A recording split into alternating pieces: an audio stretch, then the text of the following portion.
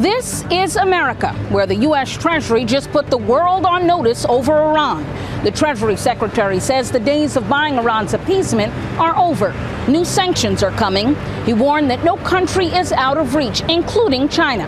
We'll be asking whether this actually isolates Iran or just isolates the U.S. from its own allies. First, though, let's go to our D.C. studio and Alex Marquardt. Thank you, Eva. The latest round of U.S. sanctions isn't just aimed at Iran anymore, but everyone who is still doing business with Iran. The Treasury Department is widening its net from Tehran itself to the banks, companies, and countries still giving the Iranian economy and regime a way to trade and move money. Now, China is a clear target, but will Beijing and Iran's other key allies yield to these warnings from Washington? Let's go back to Eva McKend, who has the latest on what these sanctions actually entail. We are launching an economic onslaught against Iran's financial connections around the globe. Washington is changing the battlefield. The latest sanctions against nearly 60 entities, including companies and vessels linked to Iran, expand the threat beyond Tehran, putting governments, foreign companies, and financial institutions at risk if they help them move money, oil, or other goods. No one is above the reach of U.S. sanctions. President Trump has said his two main priorities are ensuring it never develops a nuclear weapon and securing free passage through the Strait of Hormuz. The renewed economic pressure on Iran will be yet another test of whether U.S. power can deliver the results Washington wants after Trump's maximum pressure campaign failed to deliver. The goal is to cut off every remaining economic lifeline. But there's one significant test: China. Beijing buys more than 80% of Iran's shipped oil, making it critical to whether these sanctions squeeze Tehran. Sanctions and pressure are no help in solving problems. They will only exacerbate tensions. This does not serve the interest of any party. China calls on all parties to remain rational and exercise restraint. Iran is already under extraordinary economic strain. The rial has hit a record low. Inflation is approaching 90% by Iran's official measure, and oil revenue has plunged. But Tehran has survived American sanctions for decades and says this pressure will not force it to capitulate. Any complicity with the United States in carrying out its aggressive actions against Iran will certainly have consequences. And as this pressure campaign moves forward, the bigger question may be what comes next? Whether these sanctions force a change in Tehran's behavior or instead deepen a conflict with consequences far beyond Iran's borders. Sanctions helped create leverage for the 2015 nuclear deal, but diplomacy ultimately produced that agreement. Now Washington is betting much greater economic pressure can deliver a different outcome. And this campaign will keep expanding. Treasury Secretary Scott Bessent says the Treasury could announce a major action against a financial institution by the end of this week. Eva McKend, Al Jazeera, Washington. And here to break down the latest U.S. sanctions and what they mean for Iran and its allies, we have Doug Bando. He is a senior fellow at the Cato Institute, and Sina Tusi, who is a senior fellow at the Center for International Policy. Doug and Sina, thank you both for being with me today. So here we have the Trump administration hailing this action as, quote, the single greatest financial offensive ever marshaled against an adversary. Yesterday, we heard the Secretary of the Treasury, Scott Bessent. He called this D-Day. And then, Doug, he called it a warning shot. So which was it, D-Day or a warning shot? Well, that's a very good question. It's a warning shot, I suppose, in trying to get other countries to go along with the United States. If they go along with us, then I presume you can call it D-Day. But even then, if you're missing China, you have a pretty big hole in them. And I think this will be one of the major challenges for the administration. Can it keep other countries on board and keep them on board for an extended time? So the bombing campaign has not gotten Iran to cave, nor did the maximum pressure campaign that we've seen for several years now. Sina, why do you think the Trump administration believes that Iran will change its behavior now with this latest action? Well, I think Trump has tried all of these things, like you said, and to me, a lot of these actions betray a certain degree of kind of knocking his head against the wall, a certain degree of desperation, Right now, we're seeing that there's pressure on both sides. There's kind of a clock running down for both sides. For the Iranians, obviously the U.S. blockade, the impact of now these new economic measures. For the U.S. side, however, the Strait of Hormuz is still disrupted. I think contrary to what the administration is trying to present, it's still significantly constrained. There's all these knock-on economic effects. Heading into the midterms, it seems like Trump is weaning off of military conflict. He doesn't want military conflict. That 13 days in Hormuz didn't produce a result. Right now, he's trying to present himself as doing something, as this is going to change the picture. But it seems to me that the Iranians are sticking to their guns, like literally, and they're not backing off their bottom line negotiating positions. And they're counting that Trump is going to be the one to blink first. Yeah, what do you make of the sequencing? Because isn't normally sanctions, and then that doesn't work, and then they go to military action? Instead, we saw the military action start, and now they're trying to tighten the screws with sanctions? Yes, I think that again betrays to me that just how foolhardy and kind of desperate this is. I mean, you would think that if there was an economic action that they could have taken that would have even ratcheted up pressure beyond maximum pressure, they would have done that before launching this war that has had all these enormous costs and expended all these U.S. munitions and had all these economic knock-on effects. So we'll see exactly to what extent Trump can increase pressure, but I think it's very limited because the U.S. sanctions instrument has really been largely depleted vis-a-vis Iran. Doug, I think a lot of people might say, I thought we were at maximum pressure. Are you saying that there's another notch? There's like 11 above that, to quote Spinal Tap? What exactly is the U.S. doing to take it to that next level? Well, the U.S. had significant sanctions on Iran for decades. Indeed, this administration, this president, during his first administration, when he walked out of the JCPOA, put sanctions back on. The hope here is to move towards financial sanctions as well as to go after all the countries that have dealt with Iran despite sanctions. Countries like China, India and others that might have bought oil, bought it on the side, et cetera. This administration really hopes that it can get everyone to go along. That's probably a forlorn hope, but in essence, this administration has no other answers. The president walked into this. He thought there was going to be a quick war. He thought they were going to surrender. He thought he'd have a fabulous victory. None of that happened. He doesn't want to walk away losing. I think this is kind of a last gasp for this administration. Yeah, emphasis on hope. And I do want to get into what some of those countries, both adversaries and allies, may do as a result of this. But let's take a look at the longer history of these sanctions, because the newly announced Operation Economic Outcast, as it's being called, it follows nearly half a century's worth of American sanctions against Iran. Our Alex Baird takes a look back at how we got here. This is the Iranian embassy here in Washington, D.C. Well, it used to be. That's until Jimmy Carter ordered it closed in 1980. And it's sat here closed like this for nearly half a century, while its former occupants have been slapped by Washington with sanction after sanction. It all starts with oil and frozen assets. So let's jump back to 1979, when Iranian students stormed the U.S. embassy in Tehran and took dozens of Americans hostage. Within days, Washington had frozen government assets and stopped importing Iranian oil. Within months, almost all trade with Tehran was cut off. Most of that trade came back in 1981 once the hostages had been brought back. But that state of emergency declared by President Carter, well, that's still ongoing because it was never actually cancelled. And then the sanctions come hard and fast. In 1984, Iran is labelled a state sponsor of terrorism, and then Ronald Reagan bans all imports of Iranian goods. You get to the mid-90s and Bill Clinton shuts American companies out of Iran altogether. And then Congress takes the power to punish foreign companies investing in Iranian oil. By the mid-2000s, curbing Iran's nuclear program took center stage. First off, Washington blacklisted the Revolutionary Guard and Iran's biggest banks. Then Washington cut Iranian banks off from the US dollar and started targeting Iran's central bank. Finally, any foreign banks who continued to do business with Iran were threatened with being cut off from the American financial system. And that's a big deal. And then came the 2015 nuclear deal.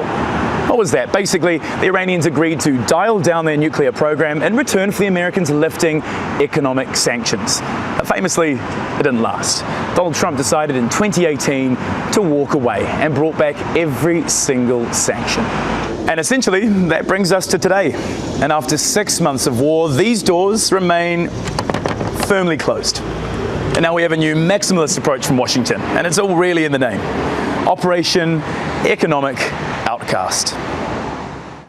So Iran has shown for decades that they can withstand these U.S. sanctions. Sina, does this show, by trying to ratchet up these sanctions, that the administration is flailing, in your opinion?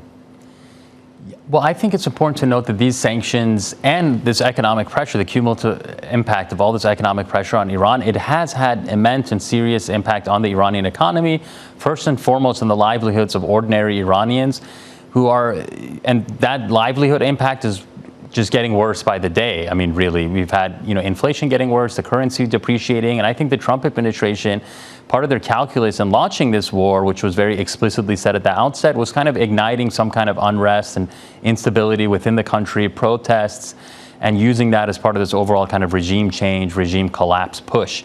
Right now, they're probably similarly betting on a similar outcome vis-a-vis Iran, but the Iranians, have, at the beginning of the war, there was a degree of rally around the flag. The Islamic Republic mobilized its social base. Even beyond that, you saw a lot of Iranians rallying just to defend their country. It had nothing to do necessarily with the government, but in the face of this attack that, attacked a lot of Iranian infrastructure, from bridges to power plants to universities to schools. So this kind of rallied a lot of the population against this foreign aggression. And I think so right now, going forward, to bet that in this kind of atmosphere that the Iranian people are going to rise up, the Iranian people who are more impoverished, who are under, the Islamic Republic has powerful tools of repression as well. It seems to me another fanciful kind of idealistic goal that is not really in line with reality. Yeah, I want to take a look at the actual effect of these economic measures against the people, against Iranian society, because decades of sanctions had already pushed Iran's economy to the brink. Before the war started, inflation was at 68.9%. And then since it began 6 months ago, food prices have risen by more than 128%. That's according to the Iranian government. We also have Iran's economy, which hit a record low against the dollar on Monday. We have Iran's oil exports that have fallen close to zero since the U.S. reimposed its blockade. Doug, when these kinds of things happen, isn't the regime, such as it is, the most isolated and insulated part of Iranian society when it comes to the economic pain? Yeah, well, the challenge is those in power have the best opportunity to benefit from sanctions, to escape their full impact. They have power, they have influence. It's common people who typically lose the most. So the regime is hurt, obviously. It doesn't have the kind of revenue it otherwise would have. But within the society, it's probably relatively better off. It's relatively stronger. It has greater opportunities. It has abilities to use the sanctions for their own benefit. And if we look around the world, the U.S. has used these sanctions, these sorts of sanctions against a lot of countries. We typically don't see people rising up and overthrowing regimes. I mean, Cuba's been under sanctions for 60 years. We've had devastating sanctions on North Korea, devastating sanctions on Sudan, on other countries. It's very hard for the Iranian people to rise up, and they tried it in January. Thousands of them were killed. The president said, we're going to come and help you, and we didn't. If you're an Iranian citizen, you're going to look at that and say, wait a minute, you want me to go out, risk my life again, try to take on this regime? Even with sanctions, even with the collapsing economy, that's asking an awful lot of common people. And then in February, when Donald Trump announced the start of the war, he essentially said, we're going to weaken the regime to the point where you, ordinary Iranian citizens, you can rise up and take it, I believe was the phrasing. And then there was all this reporting that he was going to start arming some rebel factions in the north. But what I'm hearing from you, Sina, right now is that there isn't that kind of mood to do that. But do you get the sense that in imposing these economic measures by the Trump administration, that they are still holding out hope that it will be the Iranian people who overthrow the regime? It's unclear what the strategic goal of the Trump administration is. I mean, you've seen Bessent, who said both last week and announcing initially economic D-Day, that the goal is collapsing the regime. He explicitly said that. When yesterday, and through some of Trump's rhetoric, it seems like the goal is, again, some kind of deal, no nuclear weapon for Iran. So I think, depending on what the U.S. endgame is, this can, what they're trying to do it may go in different directions. But I think for the Iranians, if they're given the choice of, capitulation or collapse, or just continuing to fight, continuing to raise the costs for the U.S. in the Strait of Hormuz, potentially hitting back in the region and hitting infrastructure and energy infrastructure to increase the economic cost, they really don't have a choice if the goal is collapse and regime change and, more escalation from the U.S. But if the goal is a diplomatic solution, I think the Iranians are saying that a return to the MOU is still what they're looking for, but with full implementation. Because the MOU was contested, and the Iranians said the U.S. never abided by its commitments under the MOU, releasing Iranian frozen assets, accepting Iranian arrangements for the transit through Hormuz, ending the regional war, including on Lebanon.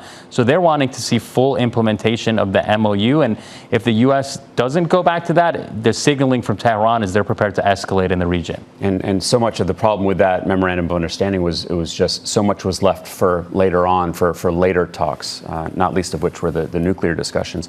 But that line from Besant, you're right, was really remarkable, that the goal is to collapse the regime. Doug, do you think that was sloppy messaging, or does it kind of speak to the fact that the administration hasn't really been able to land on what their actual end game is? Well, I think there's enormous confusion here. The president said he's going to war on the nuclear issue. We don't hear anything about that. The Strait is closed. He didn't think that was going to happen. He talked early on that the new regime would even invite him to help choose the new leader. And then he told us, well, really smart people had taken over. And then he told us they were scum. So the question is, what do they want? And we actually don't really know what the president wants. He wants victory. But does that mean simply opening the Strait? Does that mean getting the nuclear material? Does it mean another agreement? And I think that's the problem. There's a lot of things they would like to have. They'd love to have a new regime. They'd love to have a nuclear agreement. They'd love to have the Strait open. They don't know how to get any of them. So they're kind of throwing everything at the regime, hoping that something comes out of it. Sina, does this kind of thing make the regime, again, it's a loose term because there are different factions who are doing these talks. There's the IRGC, there's the political side of things. But do you think it makes them more inclined to negotiate, or more inclined to go back into their not bubble, but sort of hunker down and basically muscle it out? So I think just looking at the statements out of Iran, looking at the official statements, what the president is saying, the parliamentary speaker Ghalibaf, other senior figures, there is and has always really been an acknowledgement of the economic pain, trying to manage it, trying to reduce it for the population. But right now, from what I see and what I've been tracking across the board, I don't see any signs that they're preparing to cede to maximalist U.S. demands. Again, what they're saying is that they want to go back to the MOU. They want full implementation of the MOU. And actually, recently, the new Supreme Leader, Mojtaba Khamenei, he did this kind of reshuffling and new appointments of senior military commanders, the new head of the Supreme National Security Council, and they are actually more hardline figures. And in a lot of those appointments and the kind of instructions that went along with those appointments, it does signal that the Iranians are pursuing a more assertive or aggressive deterrence posture, including Mohsen Rezai, the new security chief, who said, with respect to this new U.S. economic offensive, that the Iranians will attack neighboring countries, basically, he said, if they go along with this U.S. economic warfare strategy. Yeah, because they basically indicated that they've been holding back, right? And so what could a response look like? Because they are threatening some kind of response. So I think, again, Iran has shown that it has escalation dominance vis-a-vis the regional energy infrastructure. This was very significant because Trump threatened many times to hit Iranian energy infrastructure. The one time the South Pars energy facility in Iran was hit, Iran hit the major Qatari facility, and then Trump backed off of that. He told the Israelis to stop those attacks. And even in the renewed Hormuz kind of 13-day conflict we saw, even despite Trump's threats, he did not hit that infrastructure. So Iran has escalation dominance in that regard vis-a-vis its neighboring countries. And that is, I think, where pressure could be increased. I mean, Mohsen Rezai has said that if Iran can't export oil, then no one can export oil out of the Persian Gulf. And I think there are vulnerabilities. Again, if Iran is pushed to the corner, if all these other countries go along with the U.S., there's a lot of ifs here. And I think Iran doesn't want to do this, but it has that option available to it, facing these existential threats, which, again, Besant has called for the collapse of Iran. that it could hit, some of this infrastructure and some of these circumvention routes through Hormuz. And obviously, we're feeling things back here in the United States. And as you mentioned, the midterms are coming down the pike, and we're hearing a lot about affordability and gas prices. The average gas price, and this is according to AAA, is now just over $4. That is the highest ever for this time of year. American households are now spending nearly $450 more on energy costs, and residents in some states like Arkansas, New York, and Massachusetts could see increases of around $40 per month or more. So, Doug, does this to you look like an economic game of chicken, and we're waiting to see who blinks first? To some degree. The Iranian regime clearly is hurting. Iran is hurting, but their bet is the political pressure on the president will be greater. And it's not just the economic cost in the U.S., it's the economic cost around the world that gets pressure put on the U.S. government. Asian countries are suffering an awful lot, the Philippines, Thailand, others. European countries are suffering. That we see around the world, and it's not just energy. I mean, we're talking about fertilizer. We're talking about other products that are very important that are held up. They're putting pressure on the regime, and we certainly see among Republican politicians, I think, an almost panic growing about what they perceive might happen in the midterm. And I think in the end of the day, this is a hardline regime in Tehran that's angry. They don't trust this administration, understandably. Twice they're in negotiations and the president started bombing. They believe that they have the whip hand here, that the president's going to feel the pressure first, and they are playing a game of chicken. And of course, this goes well beyond just Iran and the United States, as you both have laid out. I just want to show our viewers some of Iran's biggest trading partners. This is both export and import partners. And these are allies, friends, partners of the United States. You've got Iraq, the UAE, Turkey, the European Union, and India. So, Sina, how much impact can these measures have if Iran still has the willingness to trade with big countries like Russia and China? So it's important to note that the U.S. has already had secondary sanctions against this kind of trade for all these countries that are continuing to trade with Iran despite years of maximum pressure. They are doing so in circumvention to these U.S. sanctions. So the Chinese, for example, when they're importing Iranian oils, their major refineries and oil companies that deal with the United States, they're not involved in it. They have these teapot refineries that aren't exposed to the U.S. market. So they have a whole alternative system for facilitating trade with Iran. Now, a lot of these other countries that continue to trade with Iran, they're neighboring countries. Iran, unlike Cuba or Venezuela, has 15 land and sea borders. It's at the heart of Eurasia. It's much harder to blockade it. I mean, there's this naval blockade, but the overland land routes that now Iran is going to double down on with Central Asia, with Russia, with the Caspian Sea, again, with Russia and the Balkans. I think Iran is going to look more there. And when it comes to these other neighboring states, especially the UAE that has a lot of trade with Iran, the U.S., I think, has more leverage with the UAE, but the UAE also has a lot more to lose because, again, Iran has struck it. It can strike it. Its economy depends on stability, foreign investment, investor confidence.